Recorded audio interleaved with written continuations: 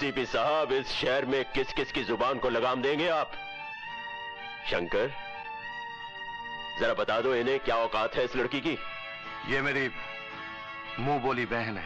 अरे बहन तो तुम्हारी है, समाज की नजरों में इसकी असलियत क्या है बता दो इन्हें।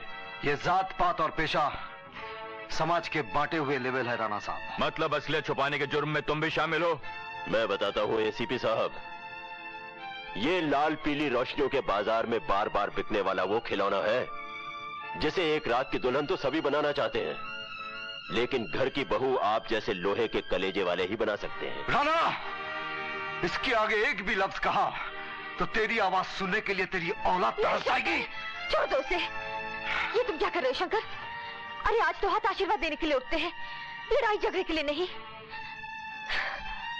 सच्चाई की बिजली गिरती है तो आदमी इसी तरह झुलस उठता है। जानकी, क्या तुम ये सब जानती थी या राज ने तुमसे छुपाया? बोलो जानकी, बोलो, क्या तुम जानती थी कि पारो का खानदान कौन सा है? उसके माँ बाप कौन है? बोलती क्यों नहीं जानकी? इस तरह से तिल मिलाने का कोई फायदा नहीं एसीपी साहब। कोठे पर पलने वाली औलाद की ना तो कोई मां होती है और ना ही कोई बाप। भिखारी की झोली में पड़ा हुआ सिक्का किसका है वो भिखारी भी नहीं जानता। राणा साहब,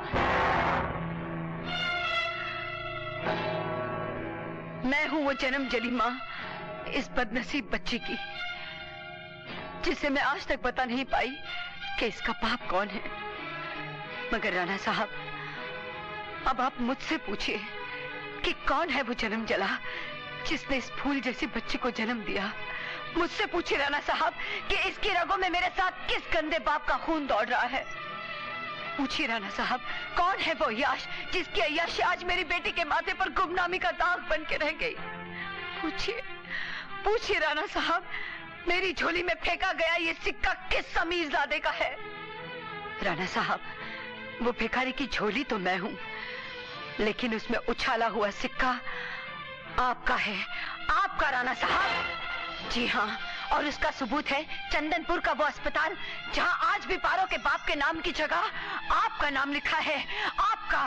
बदसात, दो कौड़ी की नचनिया, बंद कर अपनी जुबान को। क्यों? क्योंकि आज ये जुबान भरी महफिल में आपका दामन तार तार करने पर उतर आई है, इसलिए। एसीपी साहब, ये हमारी बेटी है, लेकिन इसमें इसका कोई कसूर नहीं है। गुनहगार मैं हूँ, इसका ये बाप है। हरामखोर, तूने और तेरी बेटी ने दुनिया की नजरों में मुझे गिराने का अच्छा नाटक रचा है। तुझे इसका भुगतान देना पड़ेगा, याद रखना, तुझे इसका भुगतान देना पड़ेगा। राणा साहब, आपने अपनी बेटी का रिश्ता तो तोड़ दिया, मगर हमारे बाजार की रस्म मत तोड़िएगा।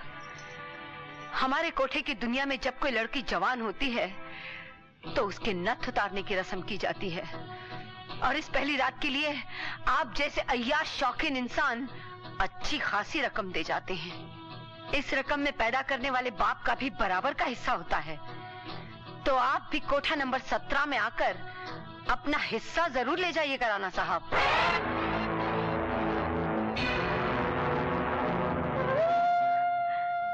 एसीपी साहब, मेरी बच्ची तो गंगा की तरह पवित्र है, इसे अपना लीजिए। भगवान के लिए इसकी जिंदगी संवर जाएगी।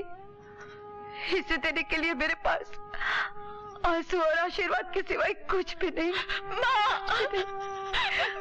मैं क्या करूं माँ? रो मत, आंसुओं से तकदीर की स्याही नहीं मिटती। हमारे लिए तो कोठा ही मायका है और कोठा ही ससुराल। चल बेटी।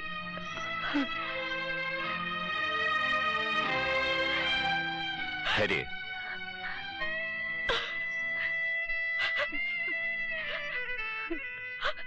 जानकी, राज से कहो कि पारो को सगाई की अंगूठी पहना दे।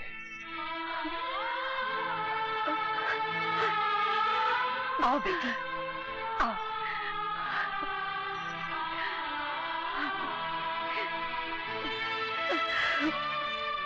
चंदनपुर का वो अस्पताल जहां आज भी पारो के बाप के नाम की जगह आपका नाम लिखा है, आपका नाम लिखा है, आपका।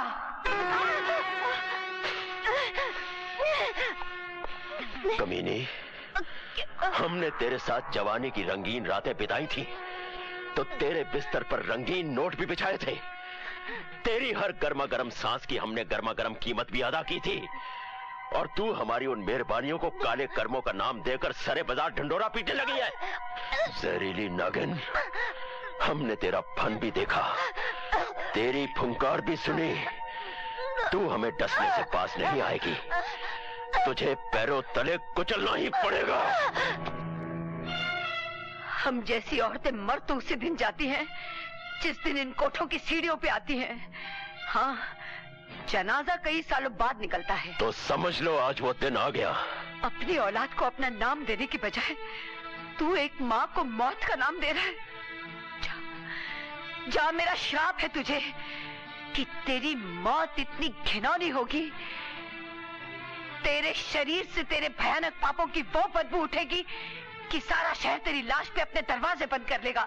तुझे कांधा देने वाला भी कोई नहीं होगा। राणा, माँ जी, मैं शंकर हूँ, दरवाजा खोलो। नागिन, लगता है ये भी किसी सांप का सपोला है। जा जाकर दरवाजा खोल। लेकिन अगर तूने जुबान खोली तो पहली गोली शंकर के सीने के पार होगी, दूसरी तेरे, और तीसरी तेरी बेटी पारो के सीने में। जा। माजी, शंकर बेटा, तुम? माजी, शंकर की जिंदगी एक तलाश थी। मैं जी रहा था किसी को मौत का तमाशा दिखाने के लिए। मैं कुछ समझी नहीं बेटा। तुमने भरी महफिल में चंदनपुर का नाम लिया था, और मुझे चंदनपुर के एक जले हुए चेहरे के बारे में जानना है। तुम किस चेहरे की बात कर रहे हो बेटा? मैं कुछ नहीं जानती। मैं उस जले हुए चेहरे की बात कर रहा हूं जिसने हमारी तकदीरें जला दी। चंदनपुर के ठाकुर का वो जला हुआ चेहरा, जिसके चेहरे पर एक नकली आंख थी, सर पर लंबे बाल थे, उस चेहरे की बात कर रहा हूं। नहीं बेटा, मैं ऐसे किसी ठाकुर को नहीं जानती। ये तुम नहीं माँ जी, उसका डर बोल रहा है। लेकिन शंकर तुम्हारी रक्षा करेगा। सिर्फ एक बार मुझे एक बार बता दो, कौन है वो? मैंने कह दिया ना कि मैं ऐसे किसी ठाकुर को नहीं जानती। लेकिन मैं तुम्हें अच्छी तरह से पहचानता हूं। जिस तरह उस रात मेरी एक आंख में उसकी शक्ल छप गई थी और दूसरी आंख में तुम्हारी। तुम्हें वो किस्सा जरूर याद होगा जिस रात एक 12 साल के बच्चे ने चंदनपुर के ठाकुर के चेहरे पर एक जलती हुई चीता की लकड़ी दाग दी थी। याद है?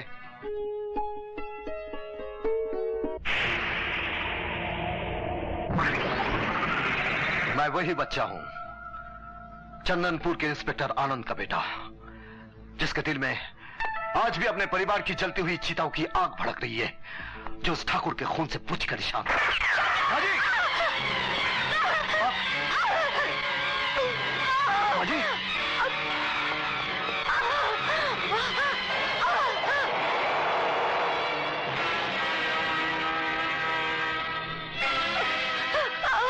माजी, माजी, बोलो माजी, बोलो माजी।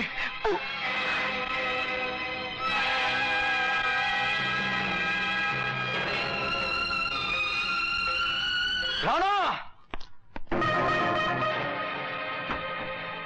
पारो की मां के कातिल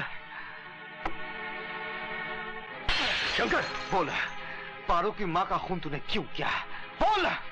नहीं शंकर, एसीपी साहब, जब तक ये चंपाबाई के खून को कबूल नहीं करेगा मैं इसे छोड़ूंगा नहीं। क्या सबूत है तुम्हारे पास? सबूत है, क्योंकि चंपाबाई चंदनपुर गांव के ठाकुर की खास वकील थी, और वो ठाकुर जिसका चेहरा मैंने अपने माँ बाप की चिता की जलती हुई लकड़ी से जलाया था, वो मुझे मेरे परिवार के कत्ल का पता बताने वाली थी, लेकिन इस राणा ने उसका खून को तुम्हें तुम्हारी बहन पारो की कसम, कानून को अपने हाथ में मत लो। अगर इन्होंने गुनाह किया है तो इन्हें सजा जरूर मिलेगी। राणा साहब, जब तक चंपा का कातिल पकड़ा नहीं जाता आप ये शहर छोड़कर नहीं जाएंगे, समझे आप? चलो मेरे साथ, चलो।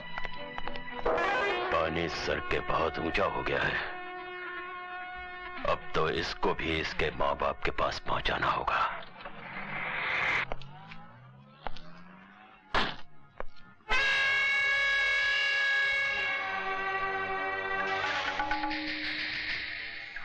कौन हो तुम लोग? तुम्हारा बाप।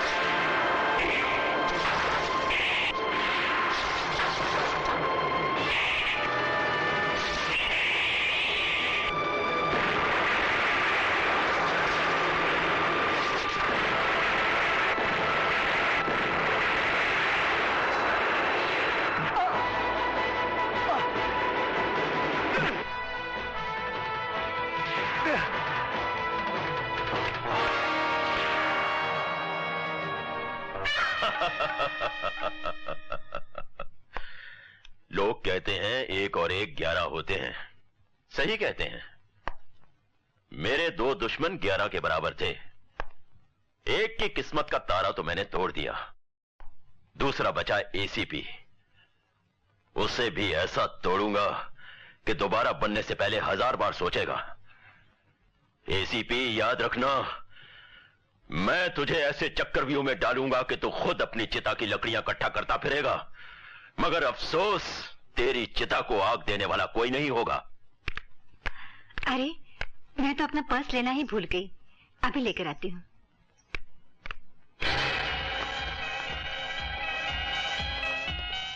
अरे पारो भाई, ये क्या? कोठे की रौनक अस्पताल की सीढ़ियों पर? डॉक्टर लोगों को अपनी जवानी के झटके दिखाने आई हो? ए बदतमीज, तमीज से बात कर। ये तो एसीपी विजय प्रताप के घर की होने वाली इज्जत है, मगर ये क्या? दूसरी औरतें तो शादी के 9 महीने बाद ही आती है, तुम तो अभी से पहुंच गई। अरे 10 जगह मुंह मारने वाली बिल्लियों का क्या भरोसा। किसी का गर्भपात कराने आई थी क्या, या किसी के रेडीमेड पाप से राज को बाप बनाने का इरादा है? रंजीत, बंद करो ये गंदा घिनौना मजाक, वरना जबान खींच लूंगी। भाभी जी, किन किन की जबानें खींचेंगी आप? जितनी निगाहें देखेंगी उतनी ही जबानें बोलेंगी भी। और हाँ, क्यों कोठे की आग से आप अपने घर का आंगन जलाना चाहती हैं? अरे चुप कर यार, ये औरत तो पुण्य का काम कर रही है। मॉडर्न ख्यालात के लोग हैं यार, ये तो 1990 का फैशन है। अरे अब देखना, ये मुजरा नाच गाना एसीपी साहब की कोठी पर ही हुआ करेगा।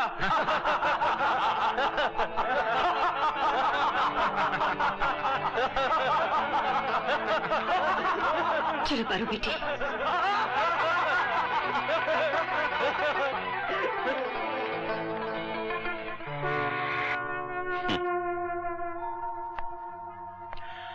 वाह भाई वाह, तुम जवानों की खून की गर्मी से तो आग भी घबराती होगी। शाबाश, हमने जैसा कहा था तुमने वैसा ही कर दिखाया। अंकल, जरा सी हिम्मत और ताकत और दे दो हमें, फिर देखना कि सारा शहर एसीपी के मुंह पे थूकने लगेगा। तब तो हमारे दामाद बनने का सेहरा तुम जैसे बेबाक जवान के सर पर ही होना चाहिए। उस 2 कौड़ी के रंजीत की ये मजाल कि उसने मेरी दोस्ती पर ऐसा जूता मारा। मैं उसे राज, राज रुक जाओ राज। नहीं भाभी माँ, जिस तरह रंजीत आप लोगों की इज्जत से खेला है, मैं उसी तरह उसके खून से होली खेलूंगा। भाभी हट जाओ।